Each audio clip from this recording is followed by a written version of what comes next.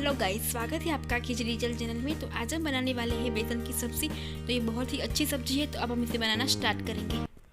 तो इसके लिए सबसे पहले मैंने ये कढ़ाई ली है और इसमें मैंने 3 चम्मच ऑयल डाला है। ये 3 चम्मच ऑयल डाला है तो मैं 3 चम्मच बेसन डालूंगी। ध्यान रहे कि जितना ऑयल डाला है हमें उतना ही बेसन डालना है और इसे एकदम मिक्स करना है।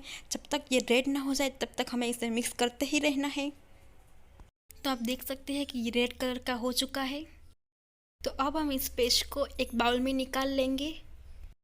अब यहाँ पे मैंने एक कढ़ाई ली है और उसमें 2 चम्मच ऑयल डाला है और उसमें एक पेस्ट डाली है। जो पेस्ट डाली है वो लहसुन, जीरा और एक हरी मिर्च की है। उससे टेस्ट बहुत अच्छा आता है। तो ये हमें डालना है और इसे मिक्स करना है।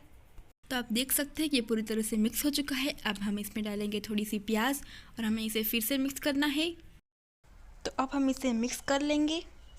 प्याज पूरी तरह से मिक्स हो चुकी है। अब हम इसमें टमाटर डालेंगे। हमें इसे पूरी तरह से मिक्स कर लेना है कि जब तक ये रेड ना हो जाए। तो ये पेस्ट अब पूरी तरह से रेड हो चुकी है। तो अब हम इसमें 1.5 चम्मच नमक डालेंगे, वो आप टेस्ट के हिसाब से ले सकते हैं। फिर 2 चम्मच लाल मिर्च का पाउडर डालेंगे, वो भी आप टेस्ट के हिसाब से ले सकते हैं। फिर उसमें 1 चम्मच जीरा पाउडर डालेंगे और आधा चम्मच हल्दी पाउडर डालेंगे। इससे टेस्ट बहुत अच्छा आता है, इसलिए हमें इसमें डालना है। तो अब हम इस सारे मसाले को एकदम मिक्स कर लेंगे।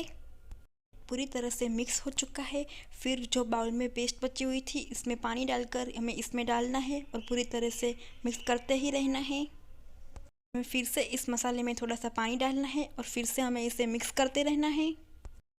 तो ये मिक्स हो चुका है। अब मैंने इसमें थोड़ा गरम मसाला डाला है और मैं इसमें अब धनिया डालूँगी और अब मैं इस मसाले को मिक्स कर लूँगी।